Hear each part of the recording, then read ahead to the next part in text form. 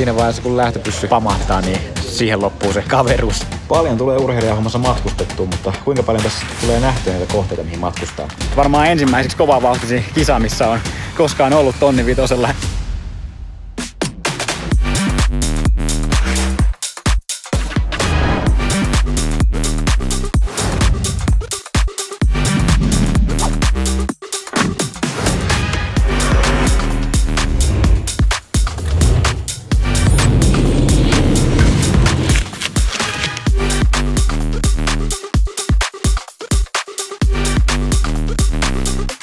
Aina se tässä vaiheessa tuntuu siltä, että vastahan se oli syksy ja aloiteltiin tämän kauden treenejä. Miten se tuleekin niin nopeasti tää hetki, että ollaan taas tässä aloittelemassa kesän kisoja. Että mä oon tässä ajamassa Helsinkiin, mistä mä lennän sitten Brysseliin ja siellä on 1500 metriä sitten kauden avauksena. Että joo, mitäs tykkäätte mun autosta? Solmittiin tosiaan yhteistyö ton OK-auton kanssa ja sen myötä sain sitten kunnon menopeliä alle, mikä on kyllä isona apuna tämmöisissäkin reissuissa. Et jos auto on hankinnassa, niin kannattaa ehdottomasti käydä kysymässä OK-autolta, että kuinka hyvän diilin sitä pystyisi oikein saamaan. Mulla on tässä Toyota CHR, millä tulee nyt sitten ajeltua ympäri Suomea tässä kauden mittaan, että tästä se lähtee. Tervetuloa vlogiin!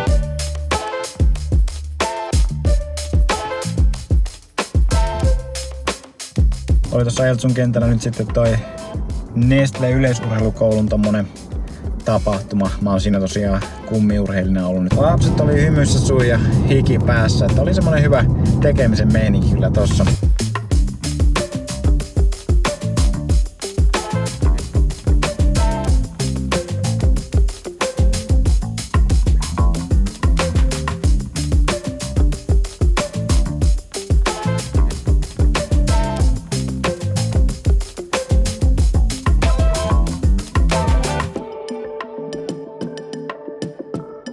Täällä ollaan Brysselissä ja lähden käymään huomisen kisakentällä tsekkaamassa vähän paikkaa ja sitten tekemässä myös avaustreeni sitten huomiselle.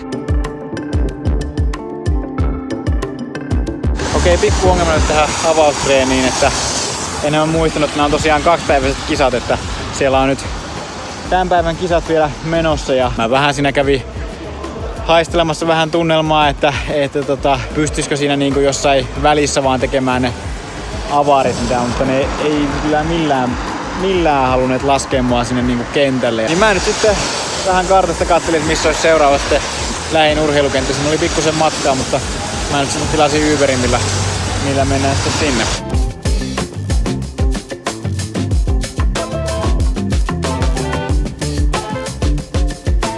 No niin, kenttä löytyi. Sitten se avaustreeni.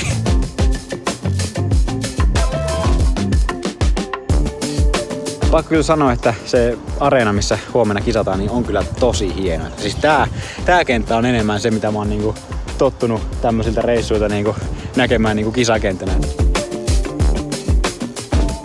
Kisapäivän fiilikset on vähän semmoiset, että meinaa jännittää aika paljon. Koittaa nyt vaan keskittyä sitten siihen itsevarmuuteen, mikä noista hyvin menneistä treeneistä on saatavilla. Koska tosiaan niinku tilanne on siinä mielessä hyvä, että tuntuu, että tässä on oikein semmoinen vahva ja hyvä harjoituskausi nyt sitten alla, että nyt pääsee sitten näyttämään kisaradoilla, että mitä tässä on niinku harjoituskaudella rakenneltu, että siinä mielessä nyt kiva päästä kisaamaan, mutta kieltämättä en mä niinku voi sitä olla tässä sanomatta, että jännittää kyllä, että miten toi kisa tulee nyt sitten menemään.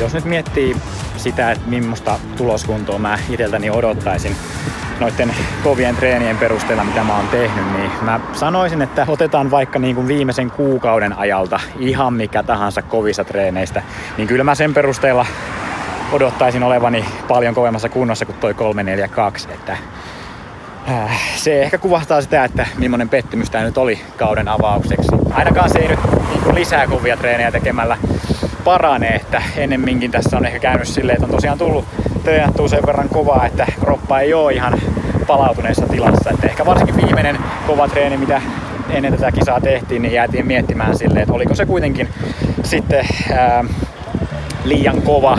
Sehän siis kulki todella hyvin se treeni, mutta just, että oliko se liian lähellä vaan tätä kisaa sitten, että ei vaan niin kuin ehtinyt täysin palautua siitä.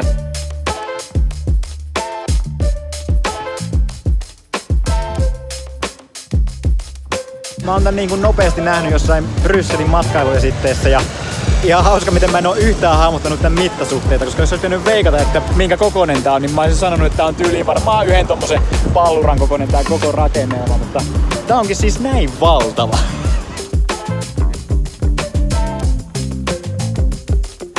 Aamulla ennen kuin lähdin lentokentälle, niin kerkesin käymään siinä lenkillä, niin juoksin silleen 15 kilsaa, että menin tarkoituksella vähän Brysselin keskustaa päin sitten, että näki vähän sitä Brysselikin sitten enemmän siinä, että aina tämmöisellä kisareissulla aina pikkusen näkee sitä kaupunkia, missä on sitten kisaamassa, mutta ehkä silleen yleisesti ottaen voi sanoa, että siihen nähden kuinka paljon tässä tulee reisattua tässä urheilijahommassa, niin se kuinka paljon sitten näkee niitä kohteita, mihin matkustaa, niin se voi olla aika vähäistä. Ehkä paras tai pahin esimerkki tästä on Dublin, koska siellä meidän majoituskin oli heti suoraan siinä lentokentällä, että laskeuduttiin Dubliniin, majoitus suoraan lentokenttähotellissa. Sitten se meidän kisakenttäkin oli lähellä sitä lentokenttää, että ihan vaan lyhyt siirtymä sinne, ei siinäkään päässyt oikeastaan näkemään sitä kaupunkia ja sitten vaan takaisin hotellille ja matka jatkuu sitten Dublinista eteenpäin, että on silleen 2 yötä nukkunut Dublinissa, mutta kuinka paljon sitten on nähnyt itse Dublinia, niin en oikeastaan yhtään. Että toi on aina silleen tosi paikasta riippuen, että kuinka paljon siellä tulee nähtyä sitä kaupunkia, koska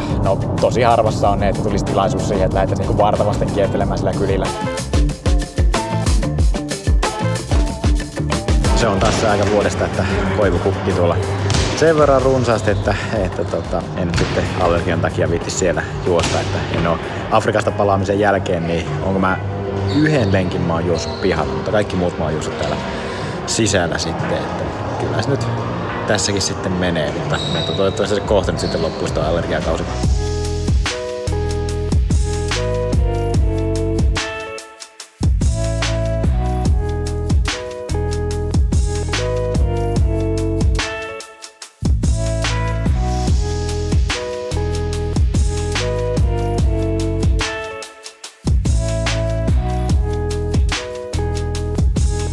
Postiin tuli New Balancen paketti ja siellä oli tämän vuoden uudet tiimivaatteet sitten, että nyt pääsee sitten seuraavaan kisareissuun tämän vuoden väreissä, että pistäkää kommentteihin, että mitä tykkäätte näistä tämän vuoden vaatteista.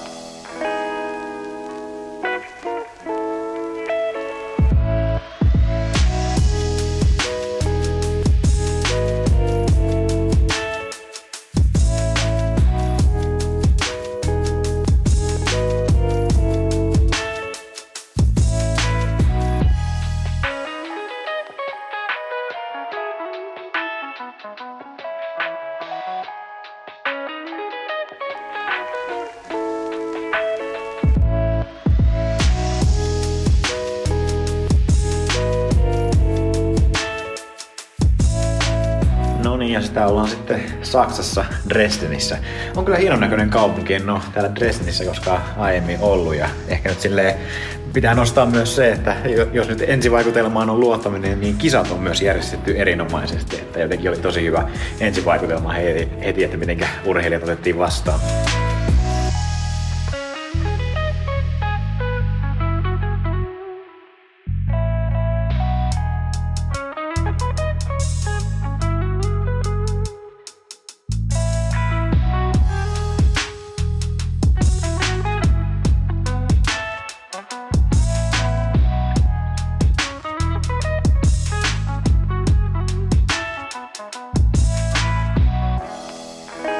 Sitten olisi aika aloittaa verryttely. Brysselissä ei harmittamaan se, että tosiaan hyytyi niin paljon viimeinen kierros ja varsinkin viimeinen satanne. Niin nyt koitan sitten keskittyä vaikka senkin uhalla, että joutuu olemaan siellä ryhmässä vähän siellä taaempana, niin koitan keskittyä siihen, että saisi tulemaan lopuun tosi vahvasti.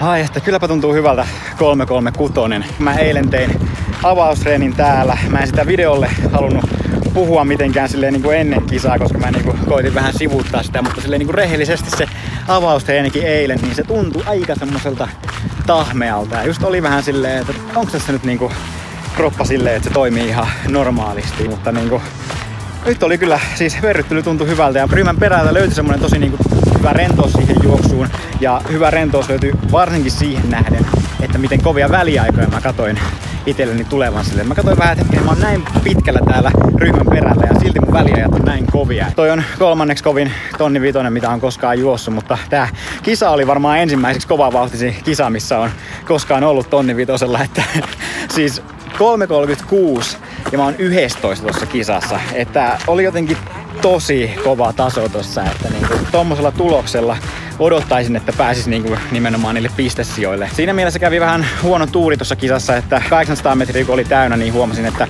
kaveri, joka oli just siinä mun eellä, niin oli pudonnut aika kauas siitä pääryhmästä. Et sitten kun siinä lähdin itse vähän parantelemaan asemia, niin siinä oli aika pitkä kaula sitten imettäväksi siihen pääryhmään takaisin kiinni. Aika paljon siinä haittasi sitten siihen niin kuin parhaaseen taisteluun niistä sijoituksista, mutta pisteitä pitää saada sitten seuraavista kisoista kerättyä sitten paremmin, mutta joka tapauksessa on tuohon lopputulokseen niin tyytyväinen. Tästä on kyllä hyvä jatkaa.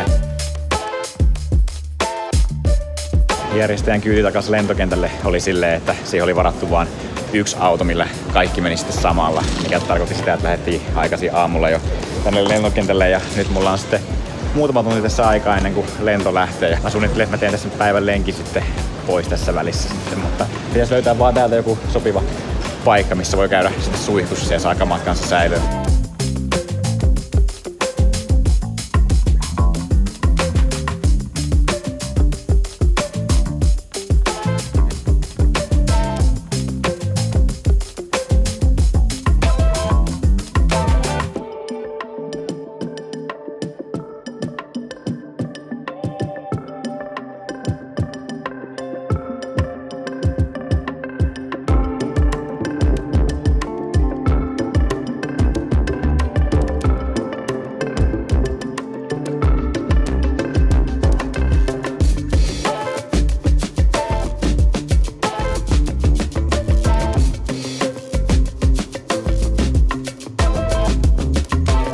Taas sitä ollaan lentokentällä reissuun lähdössä.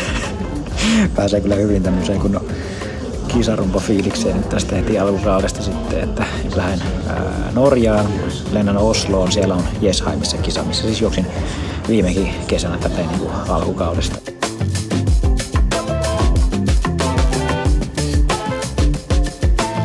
Perille saavuttu. Tää hotelli on ihan tässä lentokentän vieressä, että kunhan vaan Osloon pääsee laskeutumaan, niin sitten on jo käytännössä perillä, että menee 10 minuuttia tuosta bussilla tähän näin. Mä tässä nyt hetken lepäilen, niin kun lähden sitten käymään tuolla pihalla vielä lenkillä sitten. Että sen muistan viime vuodesta, että tässä ihan vieressä on kyllä tosi kivoja lenkkipolkuja.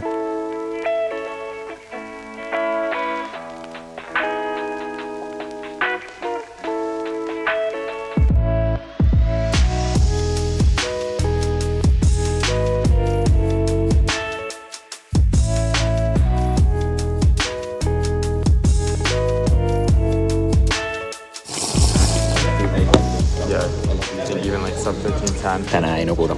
Tää meidän startti on niinku, sanotaan, että kavereita täynnä, että tuntuu, että tosi monta semmoista tuttuu. Tässä on ollut kiva silleen niinku ennen tätä kisaa nyt sitten jutskailla ja muutenkin silleen nähdä tuttuja ja näin, että on jotenkin semmonen, minkä kokee näissä reissuissa tosi semmosena rikkautena. Siinä vaiheessa kun lähtöpyssy pamahtaa, niin siihen loppuu se kaveruus sitten sen kisan ajaksi, että sitten ollaan kyllä niinku kilpakumppaneita siinä kisassa, mutta sitten kaikki siinä niinku kisan jälkeen ja ennen kisaa, niin on kyllä kiva niinku hengailla tässä nyt sitten kavereiden kanssa.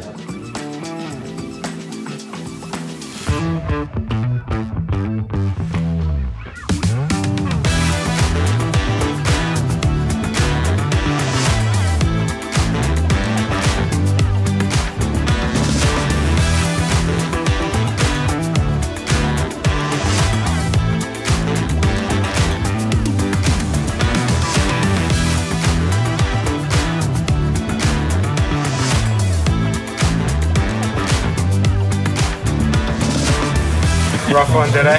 Well, this is the Norwegian sauna. This is the Norwegian sauna. Tänään ei syöty PB-burgeria. On kyllä silleen pettynyt tuohon kisaan. Suunnitelma oli siihen, että lähdettäisiin niinku kovempaa vauhtia. Nyt meidän vauhti ei ollut mitään ihan älyttömän kovaa. Että se ehkä myös kertoo siitä tavallaan silleen, että olosuhteet oli vähän haasteelliset tähän kisaan. Että siinä oli niinku vähän tuulista. Sitten sato silleen aika paljon. Ilma oli muutenkin silleen aika kylmä. Et siihen, mihin mä oon eniten pettynyt, on se, että mulla viimeinen satanen niinku kanttasi aika täysin. Että 300 jäljellä niin tuntui silleen ihan hyvältä. Mutta sitten tuntui vähän niinku pikkusen jopa epänormaalilta se, että jotenkin niinku ihan täysin löi kone kiinni siinä 100 metriä ennen maalia. Kausi pistetty käyntiin vähän silleen vaihtelevasti, että 2 huonoa kisaa, 1 hyvä kisa. Ja varsinkin toi Norjan kisa oli vähän semmonen, että se pisti pikkusen miettelijäksi, kun ei oikein tiedä silleen, että miksi se hyytyi siinä lopussa niin pahasti. Mutta sitten toisaalta, kun siinä on muutama päivä sitten juostuna 3.36, niin sen tietää, että ei tässä niinku huono tilanne voi siinä mielessä olla, että sillä se kunto on kyllä olemassa. Että nyt tässä tulee pikku breikki kisoista ja sitten tästä lähdetään kohti Paavo Nurmi Gamesia. Et tässä vaiheessa paina tykkäys, tilaa kanava, nähdään ensi vlogissa ja kippari kuittaa.